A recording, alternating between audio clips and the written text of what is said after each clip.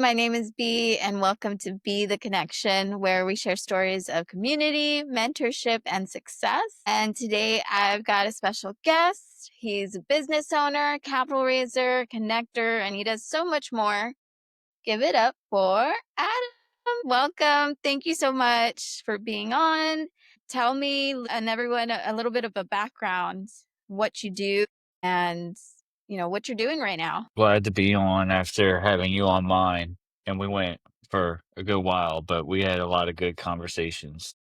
So I started in small business probably when I was like 19. I seller financed my first business at 24. So that was where I came up through. I didn't find real estate until I was in my early 30s. I joined Sub 2 a little bit more than a year ago with the intention of buying other small businesses, kind of doing more like roll ups, mergers, acquisitions, and all that. Fell in love with real estate, started doing a little bit of capital raising, started realizing just how strong like the skills I cultivated in small business were. So I've helped people out with things like operations in their business, as far as reorganizing, restructuring, creating systems and processes and tracking KPIs and doing all the kind of fun, nerdy stuff that people don't like to talk about. Yeah, integration. Oh my goodness. No, I'm a big fan of it. There's still some things that I'm learning, but I'm definitely loving it. So, what's the story behind you really just taking that first step? What made you make the decision to just get into real estate? So actually, funny story, I was offered a position as like a brand analyst for a company that was supposed to be soft launching towards the end of 23. And it was really interesting the way they had it set up. They wanted to tie Web3 directly into real estate. So you would buy and sell like NFTs and crypto and things like that. And it would be tied into a hard asset. And needless to say, it never took off. Like we all kind of got this big hype around us. Or I was gonna be making it was like 75 grand a year plus commissions, plus it wasn't gonna be like full time, so I'd still be able to run my business. Like it was gonna be a really sweet setup, and the job just never took off. And around that time, I started getting the ads for Gator. And I remember jumping on the webinar for Gator, and I was like, "This is cool. This Pace Morby guy seems like all right."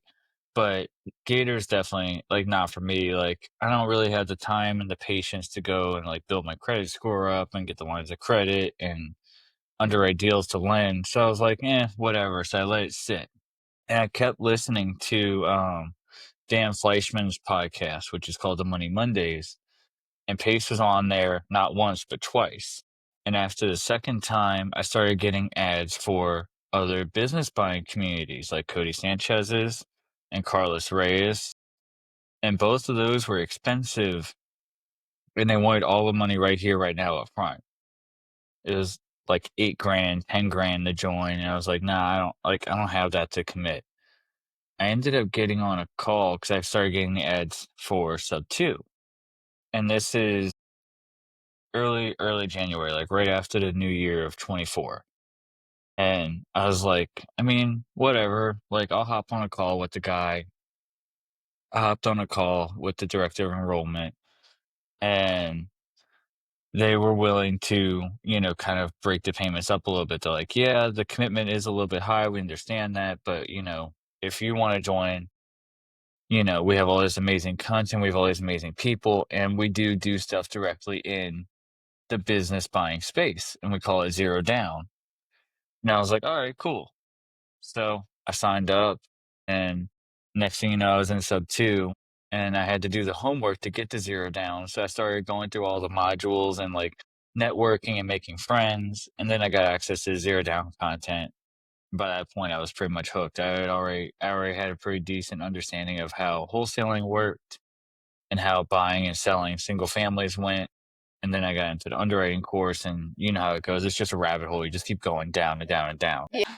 Yeah. In fact, people are always saying of just how much information you get when you join because it's just a little trickle that you get when you're not in it. And so when you are in it, it's like a water hose, right? It's complete engulfed in chaos, like in a good way, right? Oh, yeah, it is, but that's, like, my superpower is I can take all that information, take it in, take it in, take it in, then disseminate it, organize it, and then articulate it to somebody that's never heard of it before. Yeah, that's awesome. And that's one thing that brings so much value to this industry is people like you who can do that, right? Because a lot of people who come in, they don't quite understand even when you hold their hands and they still aren't getting it. It's like you're that bridge to of communication between everyone. And that's also why you're such a great connector too. So that's awesome. And so you started, with wholesaling, capital raising, connecting, all of that. What does it look like right now? Are you facing any challenges? Have you learned any lessons in that process? I mean, it's been what, a year? So many. Year and a half? Oh, over Yeah, a it's year and a half going for sure. yeah, right at, like, that 15-month range. I started out with connecting, as a lot of people do. I didn't wanna do wholesaling at all, it just seemed like too much work, too much overhead, like, there's too many there's a lot of pieces. I enjoy the operations side of it, like, I knew enough people, we tried to assemble a wholesale team, it didn't take off. So, I connected on a couple of deals, I made a little bit of money, I made some money in affiliate marketing as well, like getting people to actually join Sub2. Towards the end of last year, I signed up for the No One Left Behind challenge. I got placed on a team in November, that team didn't do anything. I got placed on a team in December, even though I didn't sign up, ironically. But I got the phone call from a buddy of mine. He's like, "Hey, I see you're on my No One Left Behind team." And I was like, "I am." All of a sudden now I'm pulling all the pieces together. And I mean, I think I did so pretty well. Like we've got a good team, we've got a good culture. Doing, like I said, organizing the people and the org charts and how the whole process flows is really where I'm in my zone. Spent an hour and a half on the phone with a partner yesterday who's on my NOLB team, just explaining to him how to build his team and structure it for scale and what KPIs to track and how to align incentives and all that. And his only comment was like, "How do you know all this stuff?" Lots of work and lots of effort. Lots of like sitting on the floor with like your hands in your face, like, you just don't know what to do. But I mean, that's part of the lessons that come with being in small business for 13 years. Yes. Oh man. How did, overcoming that change you as an investor now? And like just as a person, seeing through those growth changes, right? Those growth spurts. How did that change you? So many ways. I think it changes me kind of like you were asking earlier about what was that initial push. It teaches you to really to listen to your gut a lot better, to be more in touch with your face. I definitely have grown a lot in that realm since joining Sub 2 and being in touch and being around good people that do good things. It teaches you to really kind of like hone your skills and your abilities and ways to communicate because you're managing a lot of different people, a lot of different personalities. And it also taught me, like, who my people are and who my people aren't, right? Like, just like anything else, like, you're gonna love me or you're gonna hate me, and if you hate me, that's cool, like, I have no ill wish towards you, like, go over there, like, go do your thing.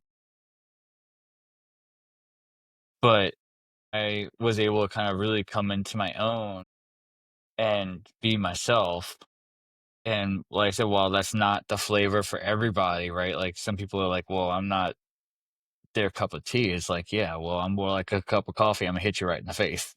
Yeah, that's what I say. Exactly. Yep. I say the same thing too. It's like, that's wait, kind of opposite. If there's something that it is that I don't like, I like tea. Of course, Southern girls from Texas, like I love my sweet tea, right? I usually say, no, that's not my cup of coffee, because I can be very picky about my coffee, but sweet tea all the way. Yeah, I like how you said, especially with the people that you attract, right? You kind of realize who it is that you want in your zone, right?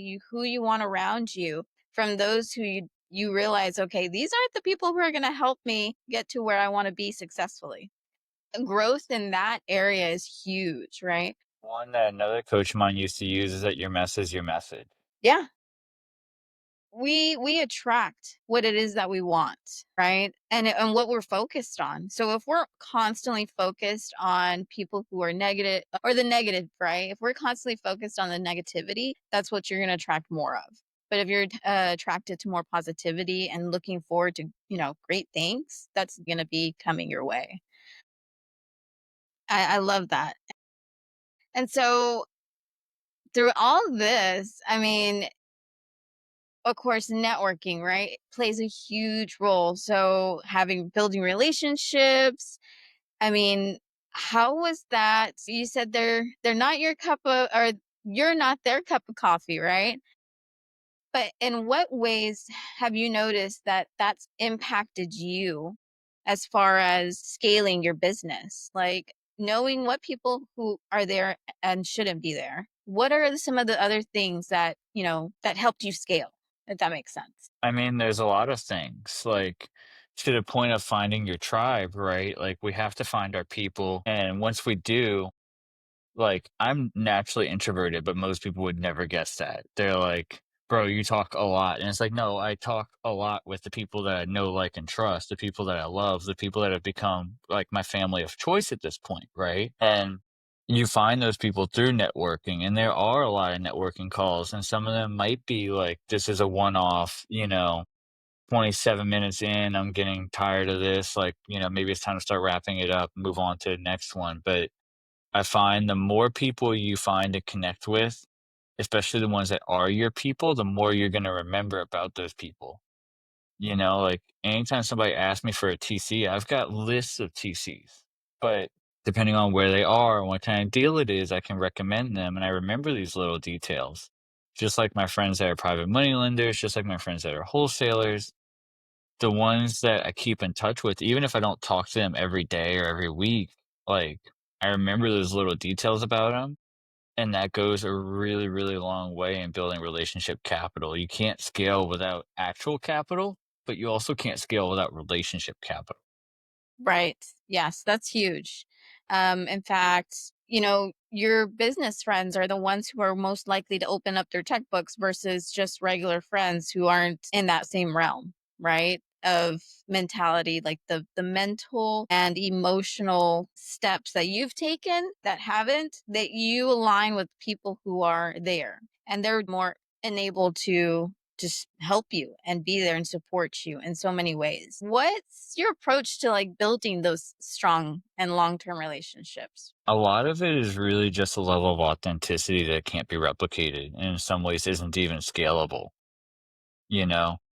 Because at the end of the day, I'm good at making fast friends, and the way that I make fast friends is that we find those things that we connect on. Like, for you and I, it was living that kind of lifestyle that is holding yourself to a higher standard. It's, not letting the little details go. It's the attention to detail and all that. Because when we first connected, we spoke about 75 hard. And I still remember that. I remember speaking about it vividly, and I remember telling you all the changes that I went through and the attributes that I picked up from completing the program, as well as attempting it and failing it too, because I failed it more times than I finished. So Yeah. I would say to I still remember that call. right. It's pretty impactful. You can always say, like, and especially in connections and phone calls that you have the first time, if you still remember, I still remember being in the kitchen, still remember having my AirPods on and listening to every word you said. And I was like, wow, like just the truth that was just coming out.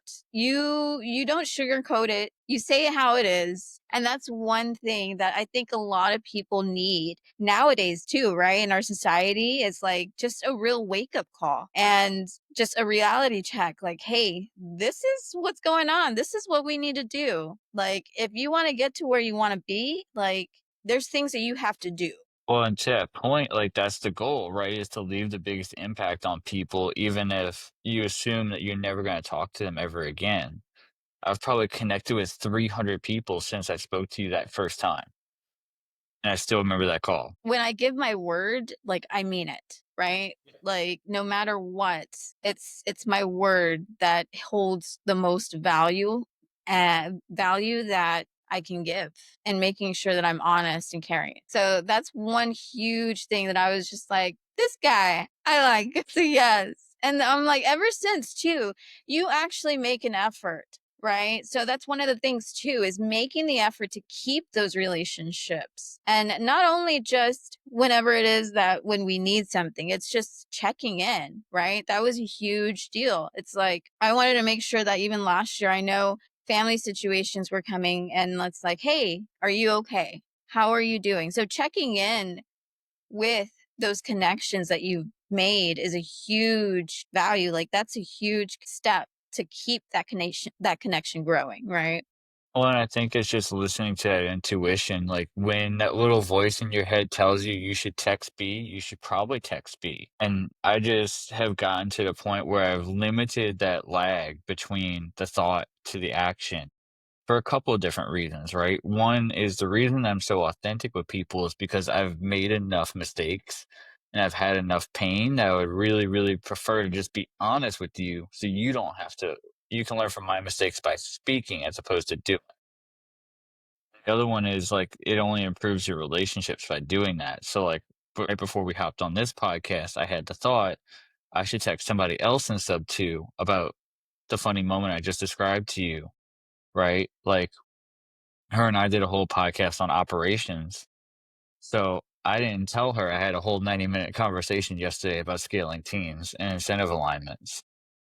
But at the end of the day, you have to align the incentives in order to keep the standards high. So, like, for someone out there who's just starting out, who doesn't have any type of connections yet, like, what's the best way to build a network? To find out what your superpower is and then offer it to other people. So for me, I figured out I was a pretty good integrator and I was going into the community and I was just posting about being an integrator. Like, these are the things that I see. These are the things that you need to know. These are the systems I use. This is why I like this system versus that system.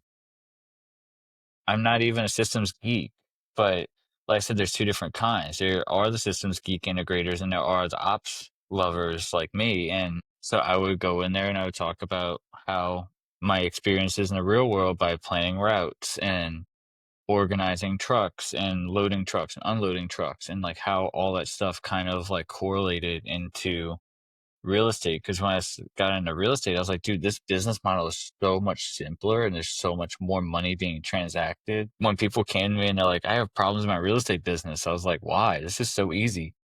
What were you doing right before? Maybe you mentioned it, but what were you doing right before everything for when it came to real estate? I mean, I still have my small business. We do firewood delivery for all the local restaurants and whatnot. And that's what I'm talking about, like managing people, bringing people in, like I have to convince them that we're gonna work in the rain. They don't wanna work in the rain. I gotta tell them, like, I have to, like, kinda be on them like they're my children. In a lot of ways, I care for them like they're my children. Telling them to come into work prepared, bring an extra layer. It's gonna be cold. We might hit some rain. These are, like, the little things, and that's why I'm saying, like, solving a problem like my CRM's not sending out the text on time versus, like, I'm 45 miles from home and my clutch went out on my truck and, like, how am I gonna get towed to a shop and then also get my ass home? That's a way different level of problem solving. Yeah, absolutely. And it's really like a lot of critical thinking. So that problem solving, it's sad, but a lot of people don't have that as often nowadays. Like you really have to push to educate people and just basic living skills or basic knowledge of like the street smart and book smart, right? So you really got to push sometimes.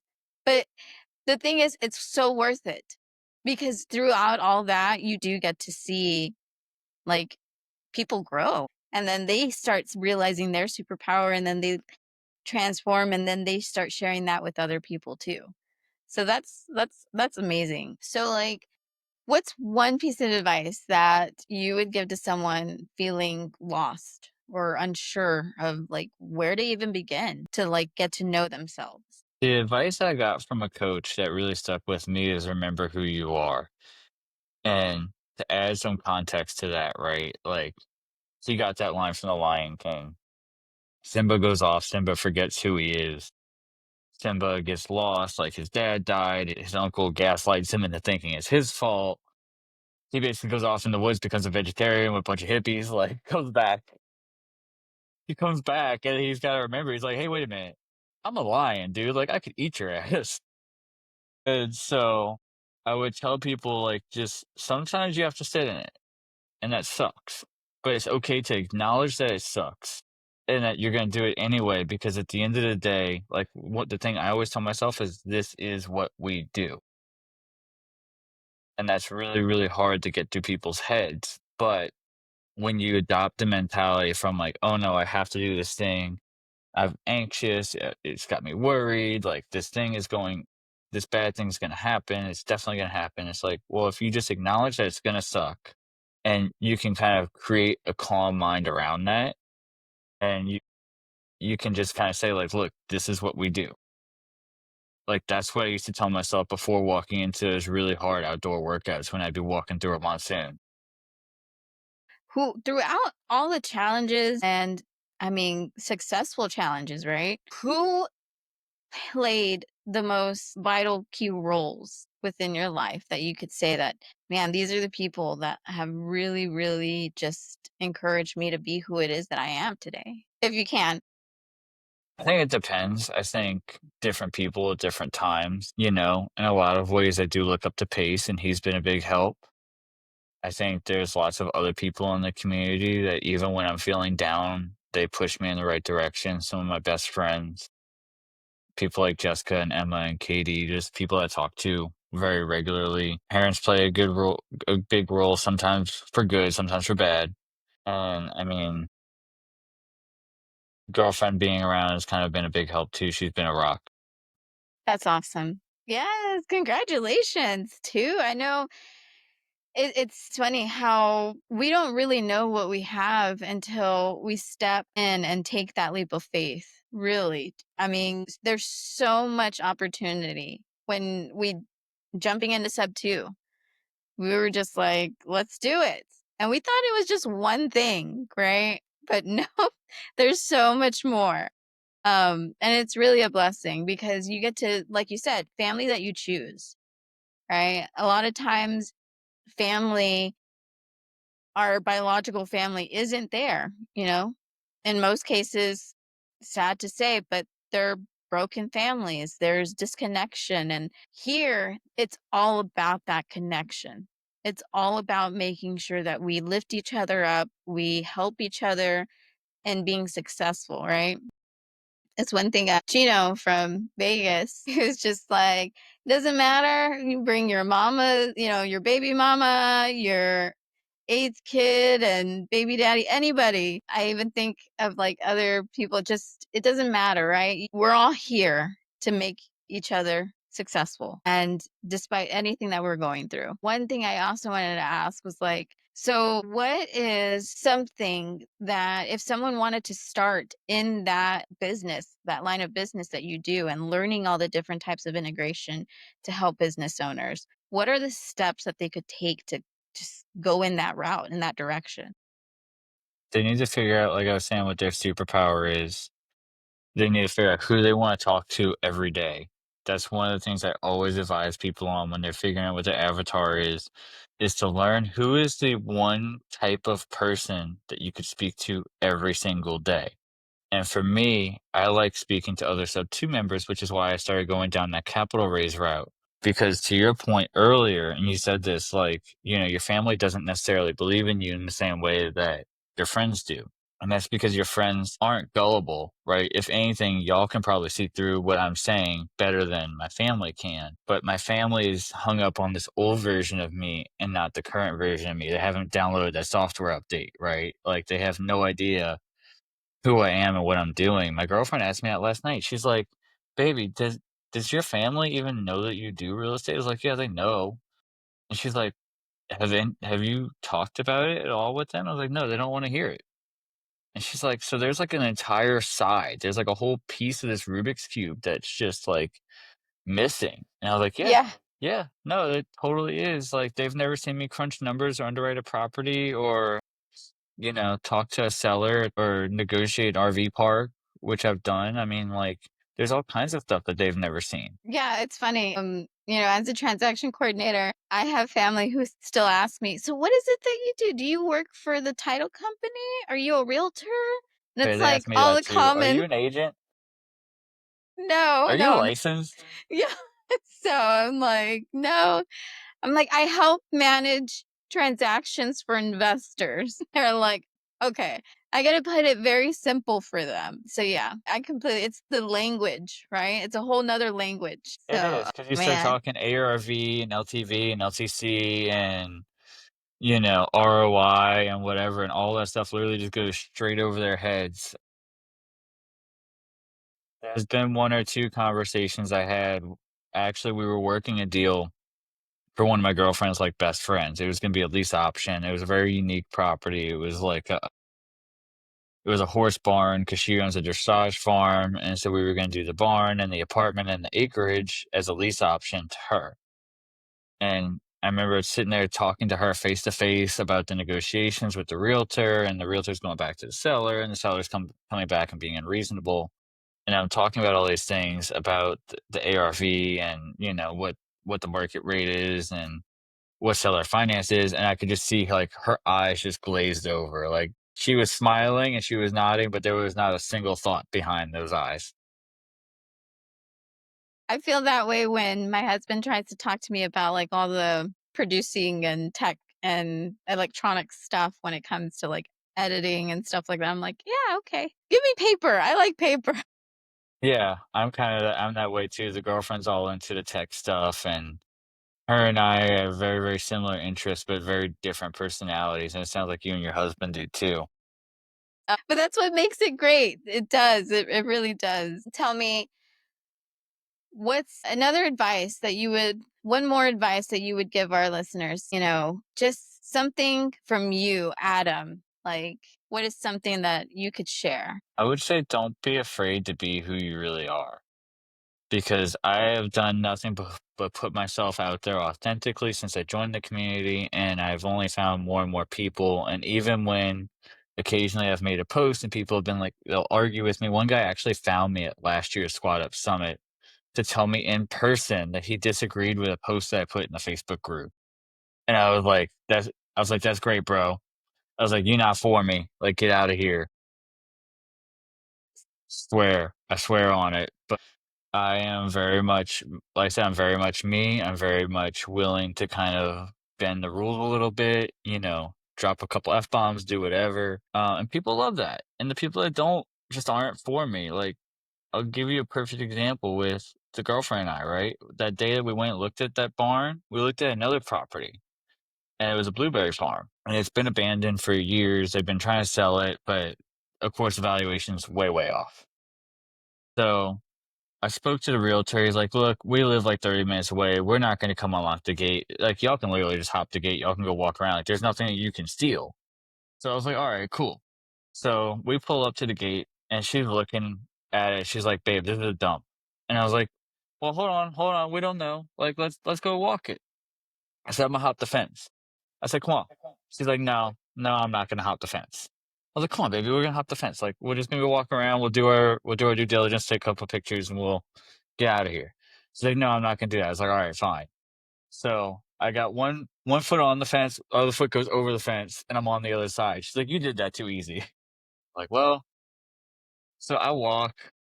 Yeah, so I'm walking, I get out of sight, and she calls me. She's like, babe, we gotta go. The neighbor's looking at me, whatever, whatever. And I'm like, hold on. Like, and I'm walking her through what my evaluation of the property would be, how I'd come up with a value for it and whatever. And then I FaceTime her and I'm showing her, I'm like, this is where the bushes are, this is where this is, that's where the irrigation system is. Look, there's a migrant camp over here. And she's like, baby, come on, we gotta go. Let's like get out of here. Like the neighbor's looking at me funny. I was like, hey, don't rush me. I'm trespassing. Oh, Right? Like, let me do my crime in peace. that's too funny. And so, like, the two of us have very, very different personalities, but she loves me for who I am authentically, just like I love her for who she is authentically. And while we have different ways of taking care of the details, like, I wouldn't have found her if I wasn't who I am.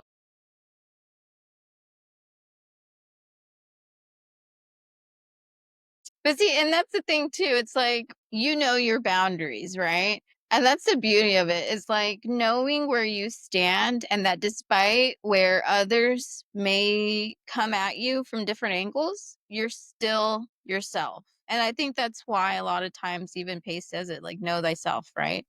That's a huge, huge, huge thing. So thank you for sharing that. I had lately been really, really getting into healing, right? Like really just healing. Not that I'm broken or that we're broken. It's more of just dealing with a lot of stuff that our bodies have just carried subconsciously and letting go of all that.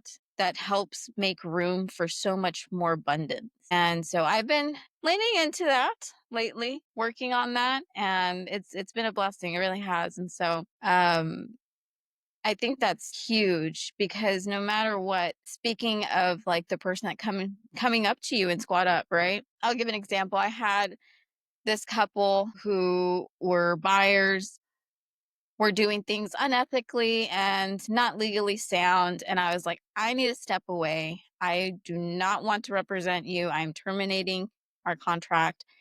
And they came after me. Like they were just like really, really strong about wanting this one property and how, I mean, literally going around to even my team. And I was just like, oh my gosh. But knowing where you're at and how far you've come and learning so much within this community, you're able to stay sound and just, okay, brush it off, keep going, right? So that's huge. And that comes in time. So for new people who are just joining or new people who are just starting out.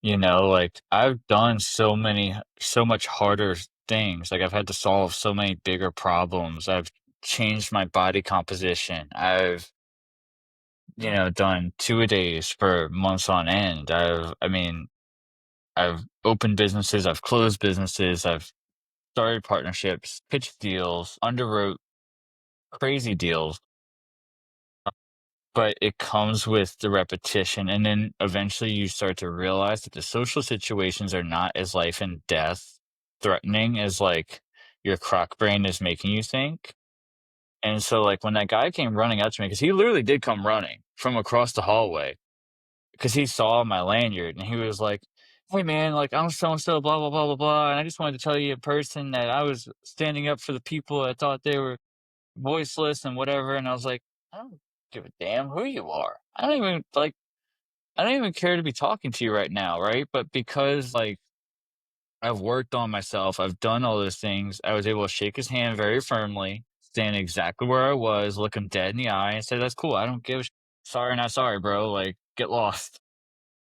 And That was how he there's gonna be people like that in this industry, right? It's not, and that's one thing I really want to thank you for that because as I'm doing this podcast and sharing people's stories and success, I also want people to know that, hey, there can be like not so good people out there. And dude, it's I so don't want them hard. just to see that it's just all this lavish, and this like it's awesome, it's amazing, it's great, it's the best. No, like there's things that to be successful, there's things that we've gone through that literally kind of shake us a bit sometimes. And we have to go through that. So it's not always going to be, piece of pie cut evenly, perfectly on the plate kind of deal. The community's done a really, really good job of filtering most of those people out to the point where it's almost its own unicorn land comparatively to, like, reality, right? Like I said, I really did get my teeth kicked in for years in small business, and then, like,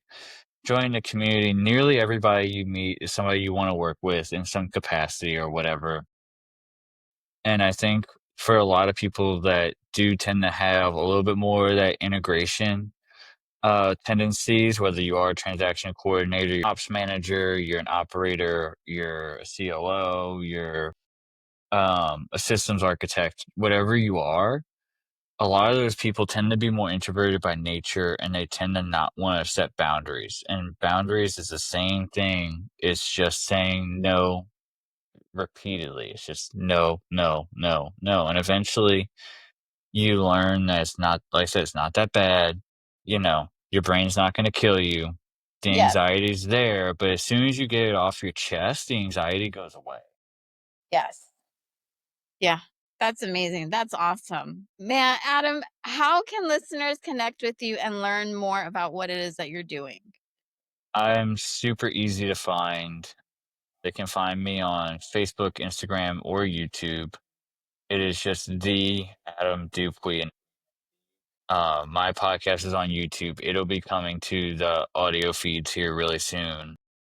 I mean, I check all my messages. Like I go to bed with zero unread emails, texts, DMs, whatever. And that's why, because I want everybody to feel valued and heard. And That's the beauty of having that down too, at that integration, making sure that you get all that done in a way that's like helps people too, right? Going to just bed filter all the without junk out. messages. Oh man, Filter all the junk. Don't watch the reels. Like I don't have time to be watching a thousand TikToks.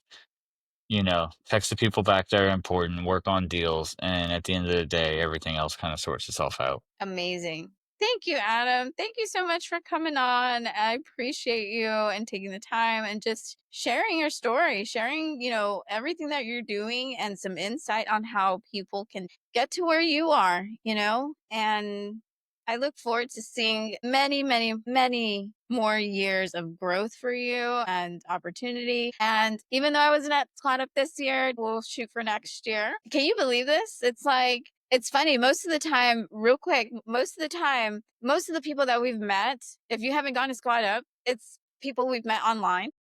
You won't see them. Yeah, that's exactly it.